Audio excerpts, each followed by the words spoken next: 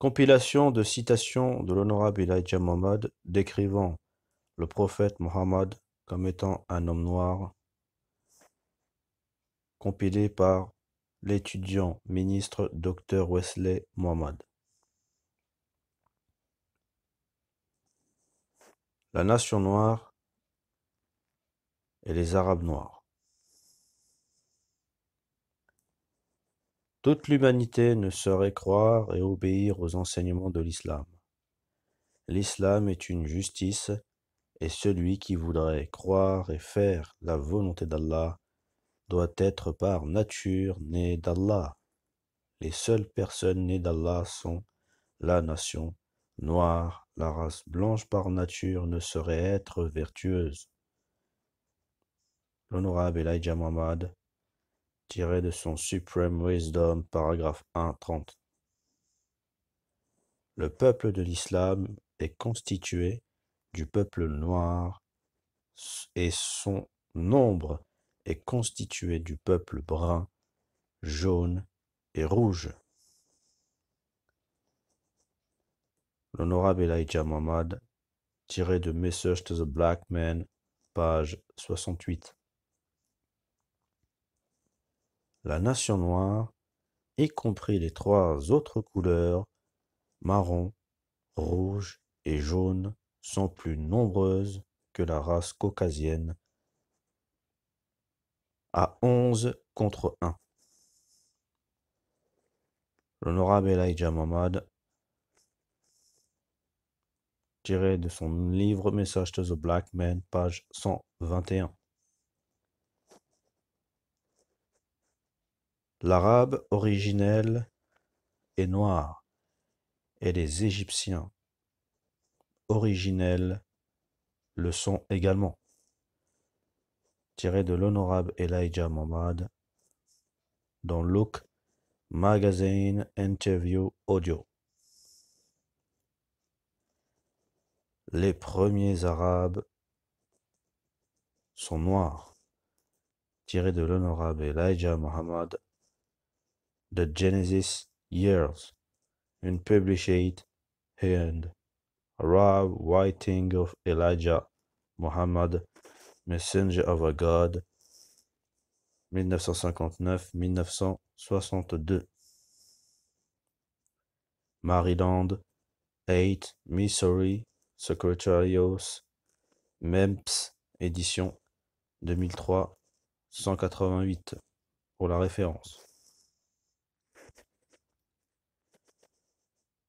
Lors de la publication de Muhammad Speak, le 19 novembre 1965, apparaît la bande dessinée suivante.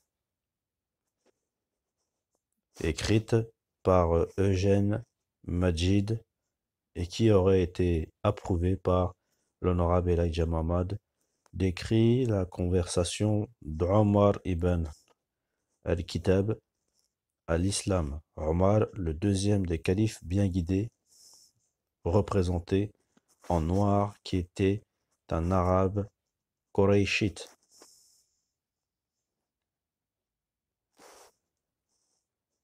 Le 24 décembre 1965, Muhammad Speak a publié la bande dessinée, suivant les images ci-dessous, représentant la première héroïne de l'islam, Khawla bint al-Azawar, de la tribu arabe des Banu Assad. Dans cette bande dessinée, elle est représentée, ainsi que les Arabes des débuts de l'islam, comme ayant la peau noire. Titre: Tous les prophètes sont noirs. Tous les prophètes sont noirs. Jamais auparavant dans l'histoire, il n'y a eu un prophète blanc caucasien. Tiré de l'honorable Elijah Muhammad dans Fact One, dossier du FBI sur la Nation of Islam. L'honorable Elijah Muhammad nous enseigne qu'il n'y a qu'un seul Dieu. Il a une seule religion. Il a donné cette seule religion, la même religion à tous ses prophètes. Ce qui signifie qu'Abraham était musulman, Lot était musulman, Noé était musulman, Moïse était musulman, Daniel était musulman, Jésus était musulman. Tous étaient musulmans. Chacun pratiquait la religion de l'islam. Et tous étaient des hommes noirs.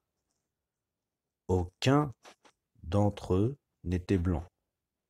Vous ne pouvez pas nommer un seul prophète dans la Bible qui est venu d'Europe. Aucun prophète n'est venu d'Europe. Les prophètes venaient tous d'Afrique et d'Asie. Jamais un prophète n'a été blanc. Déclaration citée par Déclaration de Malcolm X. Titre: Muhammad, le prophète arabe noir.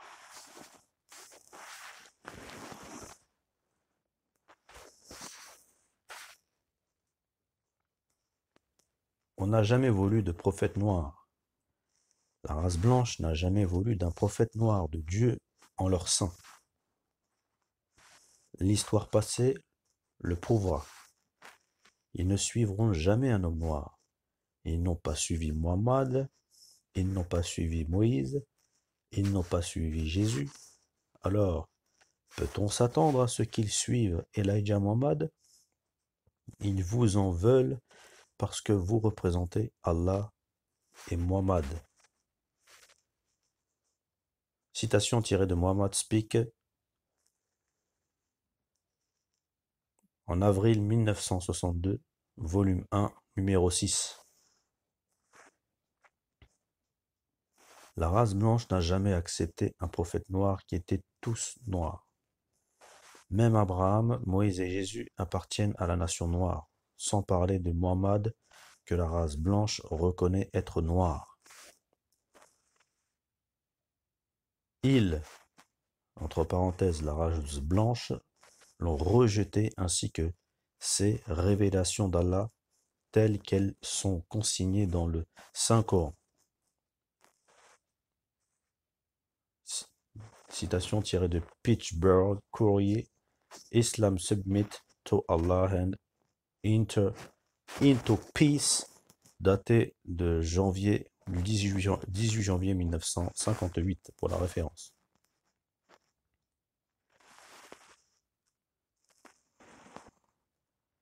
L'islam est la religion que prêchaient tous les prophètes de Dieu. Allah, par Muhammad, qui est apparu en Arabie il y a plus de 1300 ans. Il est reconnu comme étant la dernière des grandes religions du monde, car elle fut la première. L'islam est communément connu en Amérique sous le nom de mahométanisme, un nom qui lui a été donné par les malfaiteurs, civilisation blanche entre parenthèses, dont le but de dissimuler ou de masquer le contexte historique le plus ancien de cette grande religion. Et son saint fondateur, un personnage très historique, homme noir d'Asie. Le nom de mahométanisme est inconnu des musulmans. Selon le Saint-Coran, la religion d'Allah est aussi large dans sa conception que l'humanité elle-même. Elle n'est pas née de la prédication du saint frère Muhammad, mais elle est également la religion des prophètes qui l'ont précédée. Tiré de l'honorable Elijah Muhammad, Letter to the Ministers, Auguste 30, 1935, pour la référence.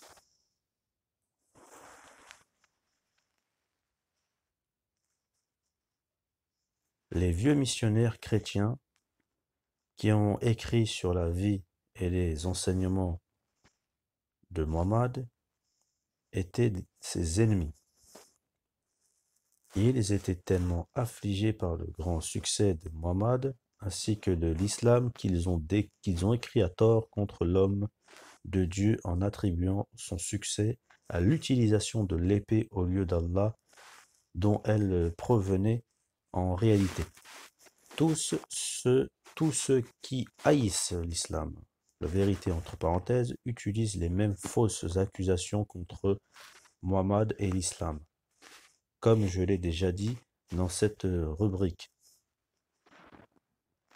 Muhammad était un membre de la nation noire, et la race blanche est par nature contre les dirigeants noirs, qu'ils soient spirituels ou politiciens. Citation tirée de Pittsburgh Courier, 2 février 1957. Muhammad, qui est un arabe, était un membre de la nation noire. Les juifs et les chrétiens sont de la race blanche et ils ne croient pas en Muhammad en tant que prophète de Dieu. Les arabes ou les musulmans se sont efforcés de se battre encore pour que la race blanche reconnaisse Muhammad comme étant un prophète divin d'Allah et le Coran une révélation divine comme ils reconnaissent Moussa et Issa et la Bible venant d'Allah Dieu, tiré de l'honorable Elijah Muhammad dans Supreme Wisdom, paragraphe 1, 18. The Supreme Wisdom, tiré également de The Supreme Wisdom volume 2, édition MEPS 75-76, que l'on retrouve également dans Message to the Black Man in America 1965, page 94. Le Dieu qui a révélé le Saint-Coran à Muhammad est le même qui a révélé les Saintes Écritures aux autres prophètes. Quelques personnes en tromperie par les démons concernant le Saint-Coran le qualifient d'œuvre de Muhammad. Certains l'appellent la religion islam, un songe de Muhammad. La race blanche ne supporte pas de vénérer un Dieu noir ainsi que ses prophètes. Ils sont trop arrogants pour reconnaître un prophète ou un Dieu noir. Tiré de l'honorable Elijah Muhammad dans Message to the Black Man in America, page 92-93. La race blanche n'a jamais voulu d'un prophète noir venant de Dieu en leur sein. L'histoire passée le prouvera. Ils ne suivront aucun noir. Ils n'ont pas suivi Mohammed, ils n'ont pas suivi Moïse, ils n'ont pas suivi Jésus. Alors, peut-on s'attendre à ceux qui croient en Elijah Muhammad? Déclaration de l'honorable Elijah Muhammad du Saviour's Day en 1962. La race blanche rejette la religion de l'islam ainsi que son Dieu et son livre saint, Coran entre parenthèses, car il s'agit d'une vérité universelle, et du fait que le prophète arabe Muhammad et Jésus étaient tous deux des frères et des hommes sombres de la nation la plus sombre, bien qu'ils, la race blanche entre parenthèses, s'oppose naturellement à être les disciples d'un prophète noir. Tiré de l'honorable Elijah Muhammad dans True is a Confirmate Upon the Genesis Years 434 pour la référence.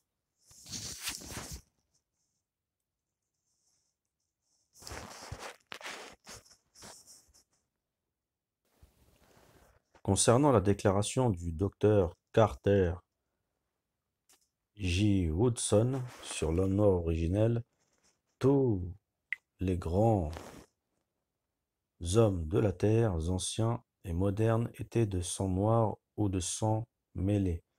Muhammad lui-même était un homme noir de sang, et aussi Jésus, Moïse, Alexandre le Grand, Napoléon le Grand étaient mélangés au sang des hommes noirs.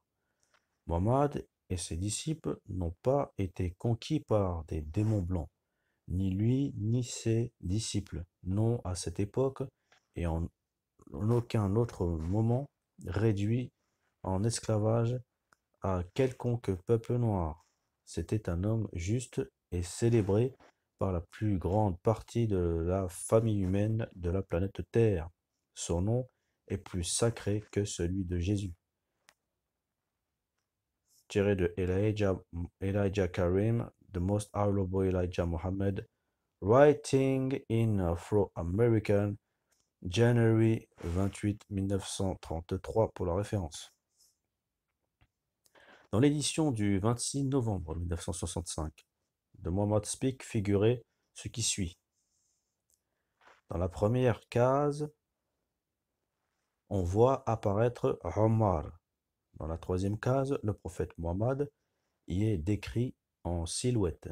Dans la quatrième case, un groupe d'Arabes à la peau noire entourant le prophète Muhammad vêtu de noir et à la peau noire également. Titre: Muhammad et les Arabes noirs.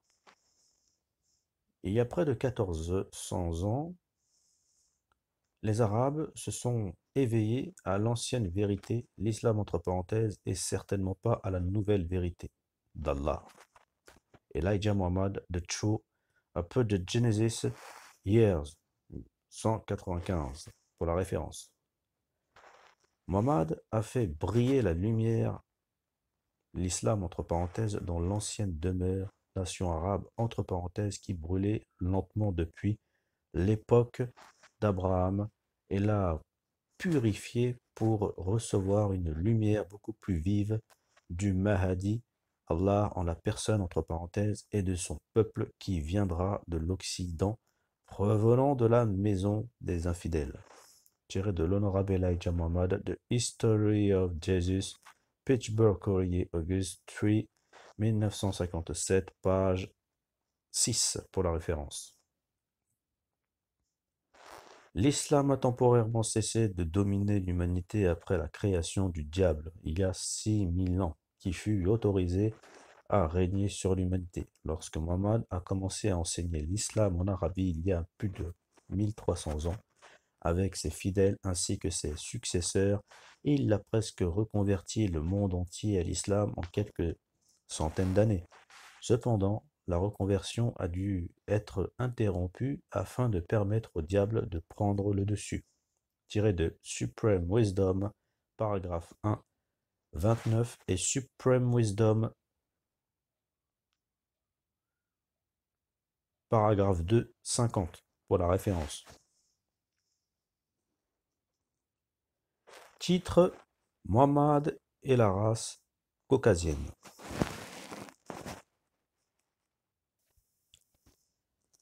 Toute l'humanité ne saurait croire et obéir aux enseignements de l'islam. La totalité de l'humanité n'est pas membre des vertueux.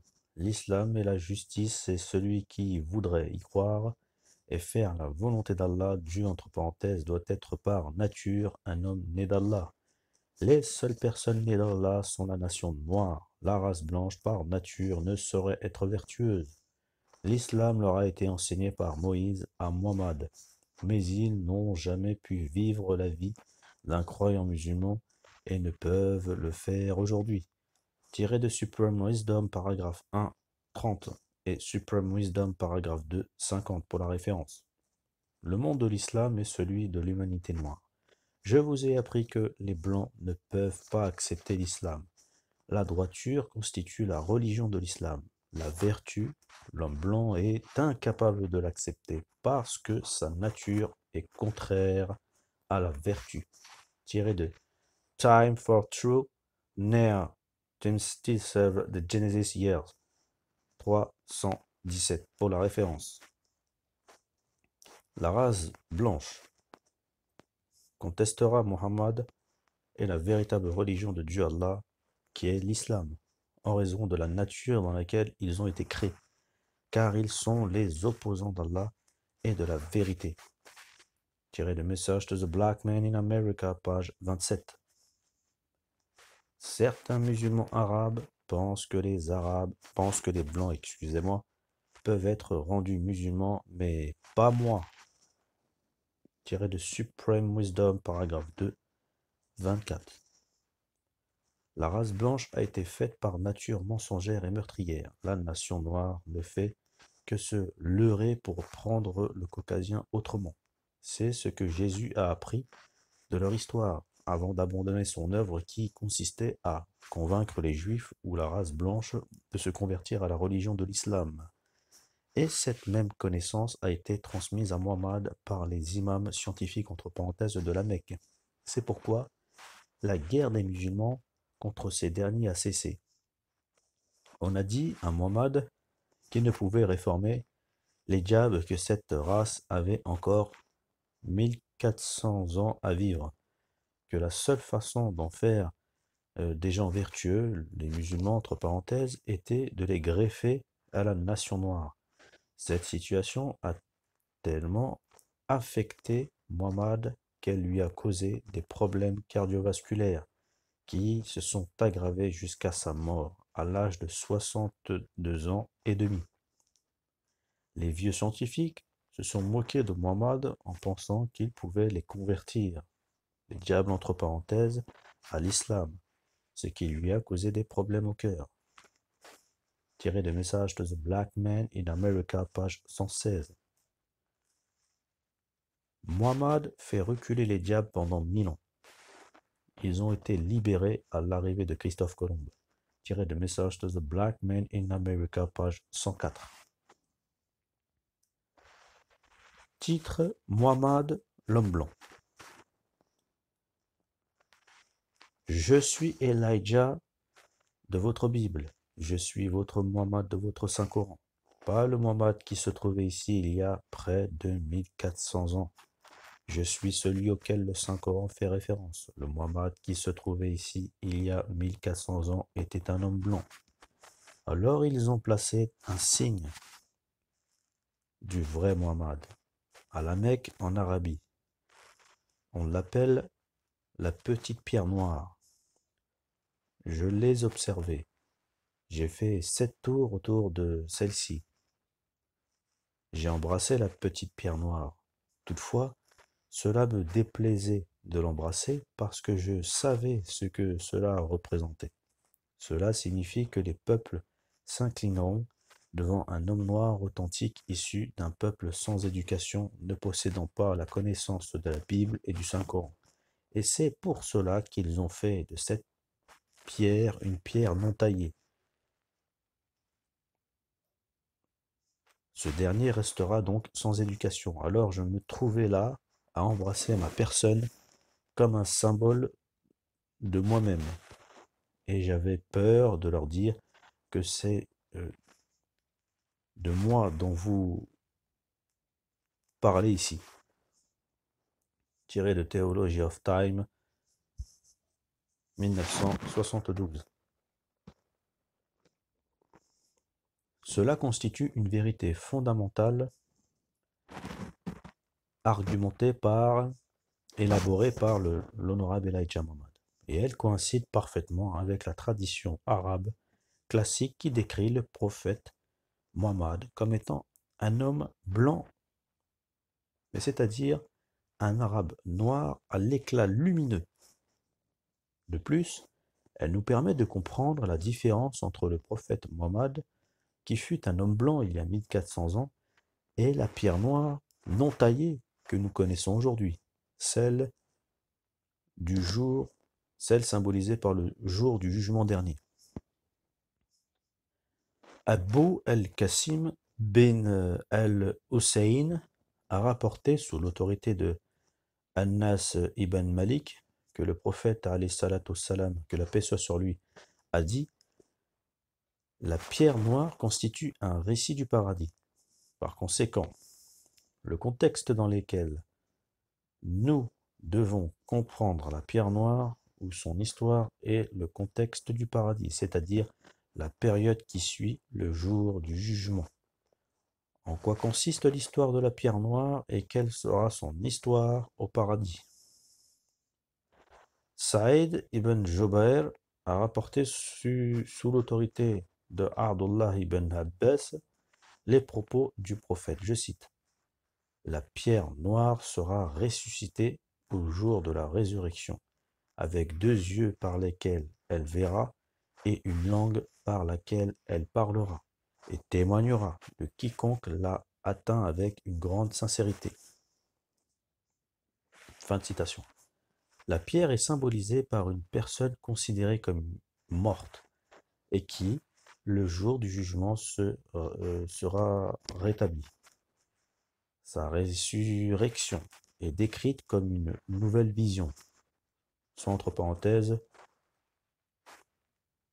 ne voyant rien comme un aveugle, et la capacité de converser, soit entre parenthèses, ne sera plus muet. Cela correspond au Jésus de la Bible en tant que premier-né d'entre les morts. Que savons-nous d'autre de cette personne symbolisée par la pierre qui sera ressuscitée dans les derniers jours? Abu Mansur al-Qazzaz a rapporté sous l'autorité d'Anas ibn Malik, le même compagnon qui a explicitement décrit le prophète comme étant à la peau foncée, asmar en arabe. Ce que le prophète a dit, je cite, la pierre noire est Yamin Allah, la main droite de Dieu sur terre. Fin de citation.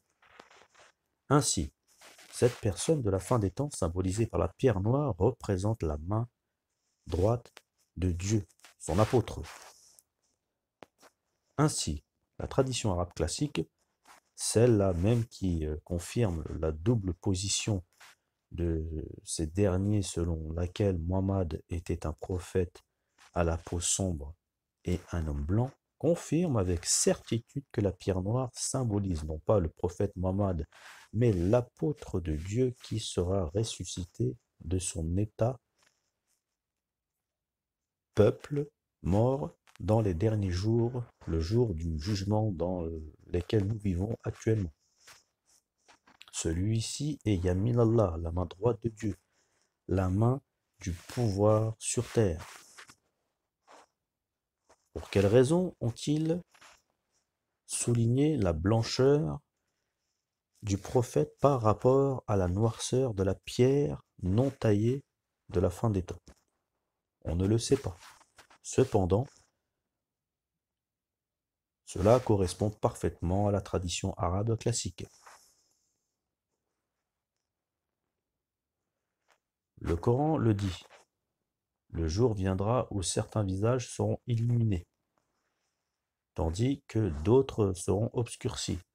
Quant à ceux dont les visages seront assombris, on leur demandera « N'avez-vous pas mécru après avoir cru? Par conséquent, subissez le châtiment de votre incrédulité. » Fin de citation. En ce jour, le jour du jugement, les visages de certaines personnes s'illumineront. Le terme utilisé ici vient de la même racine que abiyad, qui décrit la blancheur ou la luminosité du prophète. Certains visages, ceux des infidèles, seront assombris. Qu'est-ce que cela signifie? Quels visages seront illuminés ce jour-là? Ibn Abbas rapporte, je cite,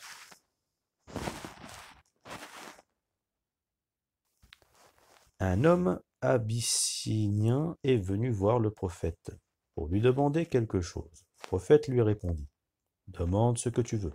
Alors il a dit, ô apôtre de Dieu, tu nous surpasses en apparence, soit entre parenthèses al-sura, ainsi qu'en complexité, al-elwan, et en qualité de prophète. Si je devais croire comme vous croyez, et si je devais faire comme vous, entrerais-je au paradis avec vous? Puis le prophète, que la paix soit sur lui, a dit, je jure par celui à qui appartient mon cœur, que le rayonnement de l'homme noir, Abiyad al-Aswad, entre parenthèses, sera visible sur une période de 1000 ans. Fin de citation. Ceci est en effet particulièrement important, mais pour le comprendre et le valoriser pleinement, certaines informations sont nécessaires. En premier lieu, dans le contexte de la déclaration de l'Abyssinien selon laquelle vous les Arabes nous surpassez, les Éthiopiens entre parenthèses, en apparence et en teint correspond à la thématique courante dans la littérature, selon laquelle les Arabes en particulier et les Sémites en général, les Noirs qui n'appartiennent pas à la tribu de Shabazz, avaient la chance d'avoir un teint noir avec un éclat lumineux, tandis que les Éthiopiens et autres Hamites africains, ceux de la famille de Shabazz, affichaient une complexité sombre, tandis que la plupart n'avaient pas d'éclat du fait de la rébellion de Shabazz. Le prophète indique ici que les abyssins noirs, c'est-à-dire les Africains de Shabazz, sont ceux qui brilleront le plus dans les millénaires, autrement dit, dans l'au-delà. C'est l'histoire de la pierre noire au paradis, selon laquelle le peuple de l'apôtre brillera le plus au paradis à l'au-delà. Ceci constitue la différence entre le prophète arabe à la peau noire et à l'éclat lumineux, l'homme blanc entre parenthèses, ainsi que la pierre noire née au dernier jour au sein d'un peuple mort, le peuple de Shabazz. La pierre est non taillée, c'est-à-dire inachevée, non polie, car l'apôtre vient d'un peuple mort, un peuple inachevé, non poli. Lui et son peuple n'avaient pas la lueur qui constituait la signature de la mort du Dieu noir, voire mon livre, La vérité de Dieu, The Truth of God. Pourtant, c'est lui et son peuple qui auront la plus grande luminosité, la véritable luminosité de la liberté en matière d'information. Et plus encore, ce jour-là, et ce seront eux, nous, qui aurons la préséance au paradis sur les Sémites noirs, les Arabes entre parenthèses. C'est sans aucun doute la raison pour laquelle l'homme blanc et homme noir, l'arabe Muhammad a entendu les pas de l'ancien esclave éthiopien Bilal entrer au paradis avant les siens. Sous membre de la tribu perdue de Shabazz, nous avons la préséance aujourd'hui et dans l'avenir sur les noirs de l'ancien monde, le genre pré- et non-Shabazz représenté par le prophète Muhammad, de même que les Arabes noirs.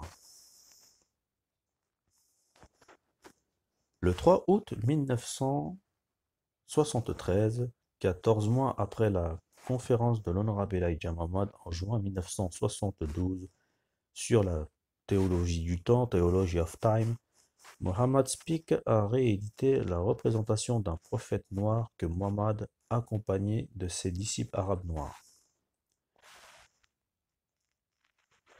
dans laquelle figurent des hommes criant Allah is the greatest, Allahu Akbar, dans lesquels sont tous noirs. Nous ne pouvons pas y échapper. Le très honorable Elijah Muhammad a dit la vérité. Son islam est le vrai islam et il est parfaitement conforme avec ce que nous obtenons de la tradition arabe classique. Toute louange appartient à Allah.